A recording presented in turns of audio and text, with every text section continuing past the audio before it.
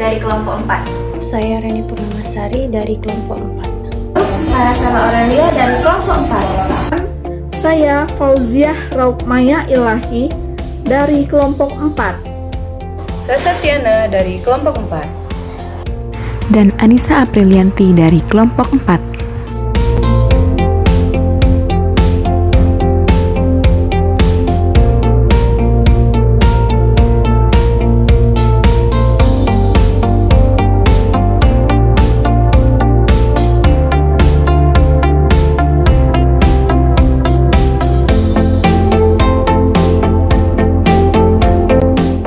Bagian pertama mikroskop adalah lensa okuler. Lensa okuler ini adalah lensa yang berhubungan langsung dengan mata pengamat atau pengintai.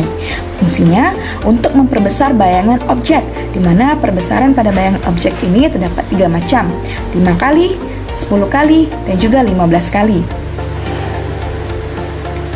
Kemudian bagian yang kedua adalah tabung atau tubus, di mana tabung ini adalah bagian yang menghubungkan antara lensa okuler dan juga lensa objektif. Selanjutnya adalah makrometer. Makrometer ini adalah bagian yang berfungsi menggerakkan tubus ke atas dan ke bawah secara cepat. Bagian selanjutnya adalah mikrometer. Mikrometer ini adalah bagian yang berfungsi menggerakkan lensa objektif terhadap preparat secara pelan dan juga halus. Nah, bagian selanjutnya adalah pegangan. Pegangan ini adalah lengan mikroskop, berfungsi sebagai pegangan pada saat mikroskop akan dipindahkan ataupun dibawa. Bagian keenam yaitu revolver, di mana revolver merupakan bagian yang berfungsi untuk mengatur pembesaran dan pengecilan lensa objektif dengan cara diputar ke kiri ataupun ke kanan. Ketujuh, lensa objektif. Lensa objektif adalah lensa yang berada di dekat benda ataupun objek yang berfungsi untuk memperbesar bayangan benda tersebut. Kemudian terdapat 4 tingkatan pembesaran. Yang pertama itu 4 kali, yang kedua 10 kali, yang ketiga 45 kali, dan yang terakhir 100 kali. Kedelapan yaitu meja preparat. Pada bagian ini berfungsi untuk meletakkan benda ataupun preparat, yang dimana pada bagian tengahnya terdapat lubang kecil yang berfungsi untuk memberikan celah sinar lewat untuk dilewati. Kemudian bagian 9 yaitu klip. Klip adalah bagian yang berfungsi untuk menjaga posisi preparat saat sedang diamati agar tidak bergerak. Kemudian yang 10 yaitu diafragma. Diafragma sendiri berfungsi untuk mengatur intensitas cahaya yang masuk pada lensa objektif. Bagian ke-11 sendi inklinasi adalah bagian yang berfungsi untuk mengatur sudut atau tegaknya mikroskop. Bagian ke-12 ada kaki. Kaki adalah bagian yang berfungsi untuk menyanggah atau menopang mikroskop. Dan yang terakhir adalah cermin.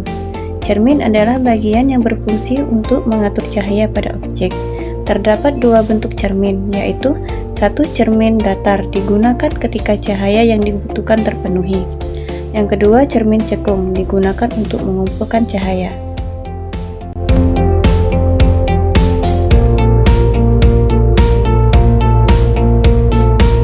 Langkah pertama penggunaan mikroskop adalah dengan menyiapkan preparat jadi. Di sini tersedia preparat dari batang dikotil, daun dikotil, spirogyra, sel darah merah, dan juga otot polos dan otot lurik mamalia.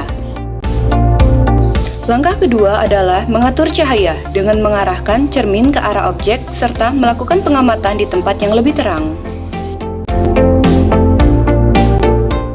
Memilih preparat jadi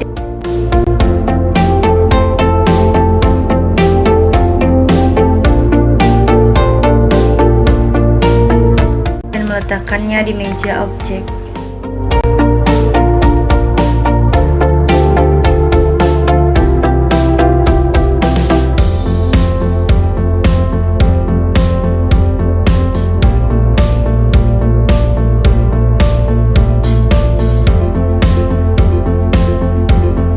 Mengatur fokus lensa objek, atur hingga memperoleh gambar.